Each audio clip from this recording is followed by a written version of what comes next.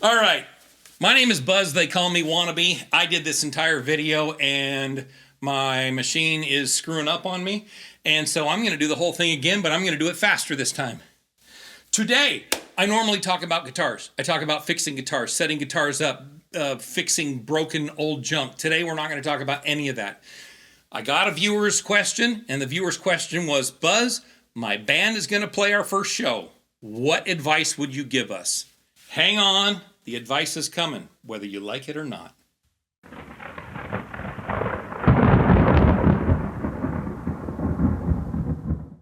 All right, I've been there. It was 38 years ago that I was there, but I played my first show. Maybe 39 years. I don't know, but I've played my first show. In fact, I've played my first show with that band, and my first show with that band, and my first show with these people. I've played lots of first shows, so I've got a little bit of experience, shall we say. Number one, you need to simplify, whether you want to or not.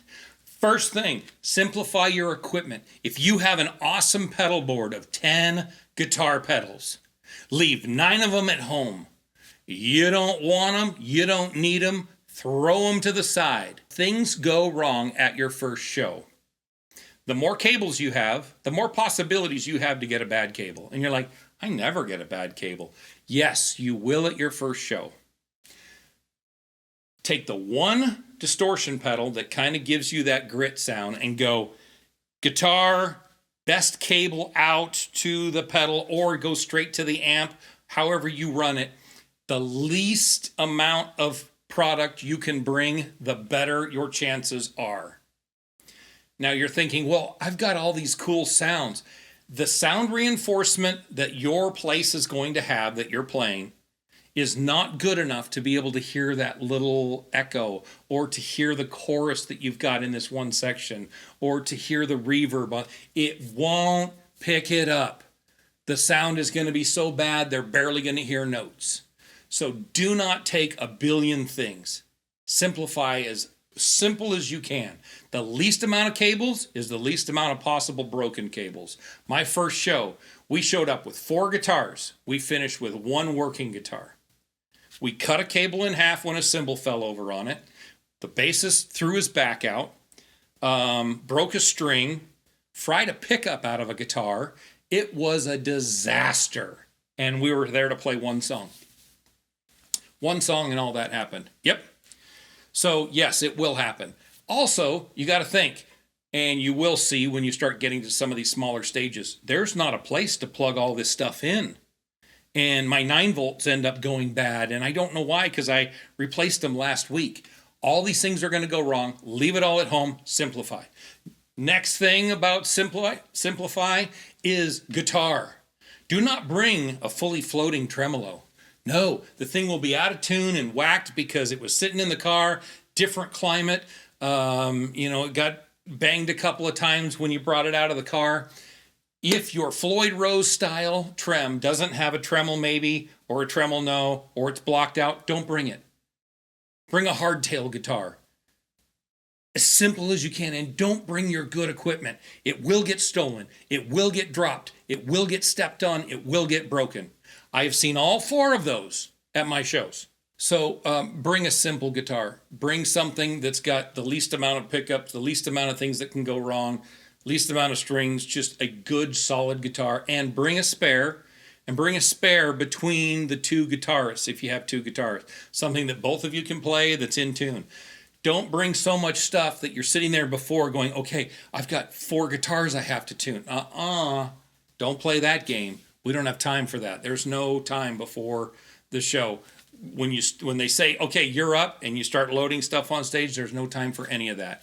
It's got to be right. It's got to be simple. That's one of the reasons why you simplify your song, is because little things go wrong. When little things go wrong, you get nervous. When you get nervous, you make more mistakes. When you make more mistakes, ugh. And when your music is way too complex, it's going to be a disaster. Number 2, do not play the song you want to play.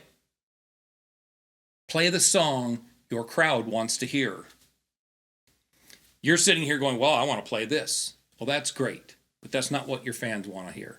And if you don't have any fans yet, how do you get fans? You play the song they want to hear.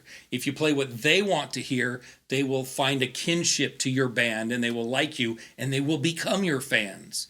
If you go up and you play your original, it doesn't matter how good it is or how well you play this one piece. Or if you play, your band can know the dance of eternity to perfection. You go out and you play it, no one will care. If you go out and play Blink 182 and you nail it, everybody's going to go, "You're the greatest band ever!" Don't play the music you want to play. Play the music your people want to hear. It's always nice to have the one girlfriend that doesn't like your band and go, "All right, if you could see a band tomorrow, what song or what songs would you want them to play?" And then you sit and you write them down and you go, "Okay, which of these could we really do? I could tolerate that one. Okay, yeah, let's play that one." And again, if you're going to play that, pick the simple song.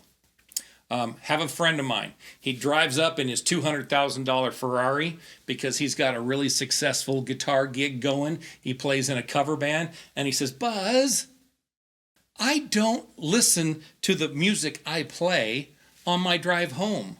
On my drive home, I'm in my Ferrari listening to Dream Theater and listening to Porcupine Tree and listening to Yngwie and listening to Andy Timmons and stuff. But I'm not going to play that at my show. I play the same stupid Def Leppard songs and Robert Palmer songs that the girls want to dance to. Because if the people are having fun and the women are dancing, then the guys are buying drinks. If the guys are buying drinks, the bar's happy. If the bar's happy, they're paying me a lot of money to come back." I have fans because I play the music they want, not the music I want. When I go home, then I put the Dream Theater album in, but I do not play it at the show. That's very important, not only for your first show, but for every show. If you're going to be a cover band, get ready to play songs you don't like. Deal with it. We all do. All right, last thing. This has very little to do with your first show. It has everything to do with keeping your band together. If your band is going to stay together, you need to understand every other person in that band has an expectation of what that show's going to be, what the recording is going to be, and what the band is going to be. You need to make sure you try to get every one of those expectations met. Now, let's say my expectation as the bass player is I want to groove and I want it tight and I want to see the people in the audience bobbing their head to the groove. That might be my expectation. And when we're there and we're playing, even the people in the back that aren't dancing or the people that are dancing, they're dancing. Why? Because that thing is hitting. Okay, that's the expectation of that person. Did you meet it? Check. The expectation of this person over here is completely different. Don't think for 1 second that your expectation is their expectation. This person may want to look good behind the microphone, and they may want, sparkly guitar and whatever. They don't really care how they play. They want to look good. Great. Now, so I'm going to tell you one little band experience that I have no part of. My brother-in-law has a really successful California surf music band. And they've got 2 albums, and people love them, and people come out and hang out and sing surf songs. And they're all original, mostly all originals. I think they may do a cover or 2, but real popular surf stuff. They get a new guitarist into the band. He comes in with a John Petrucci model with every possible option on it. And then he rolls in a full Mesa stack, John Petrucci head and everything. And I go, So this guy's going to get down and play ding, ding, ding, ding, ding, ding, ding, ding, ding, ding. I'm not buying it. He has an expectation. And just from the sheer gear I'm seeing and the fact that he rolled in with $10,000 worth of gear with his Axe effects and everything, I'm sitting here going, yeah. He's a guitar god, and he wants people to say, wow, you're a guitar god. That's what he wants at the end of this show.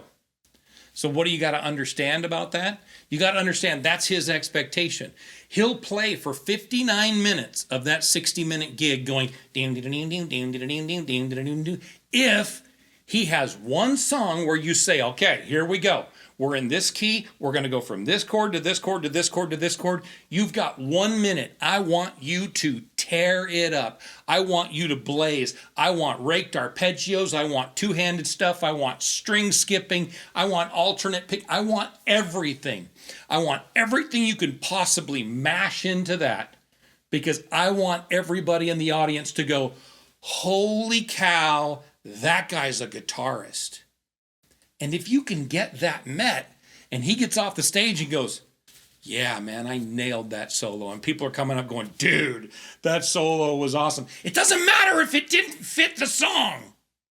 It mattered that you met that person's expectation. And he will do the for 59 minutes to have his one. Make sure that expectation is met. If your expectations are not met, and this is the same thing with everything in life, all frustration comes from unmet expectation. That's in a relationship, that's in business, that's in your paycheck, that's in your band. Frustration comes from unmet expectation. If everybody in the band's expectation was met at that show, then everybody's happy. If one person's expectation wasn't met, they've got frustration. And when they're frustrated, but you're all happy, that doesn't work. They're going to leave the band. And if two people are frustrated, then you don't have a band at all, because they both left and they don't want to talk to each other, and they're not going to talk to you ever again. And once you don't have a drummer, you don't have a band. Make sure everybody in the band understands. Everybody's got their own expectation. If you know what it is and you let them be met, you're going to be happy and you're going to stay together as a band. If you fail, you're going to fail. I don't care how good you are. I don't care how good of friends you were in 6th grade. You will break up as a band and you will go the rest of your life not speaking to each other because you didn't let that person have their one thing, whatever that one thing was. So a lot of you are going to be very upset at me about this and go, man, that dude's crazy. He's kooky. If you want to be successful, you follow those steps. If you want to go off on your own and do your own thing, great. Good luck. Call me in 6 months and tell me that I was right. Hey, thanks for watching. Keep on rocking.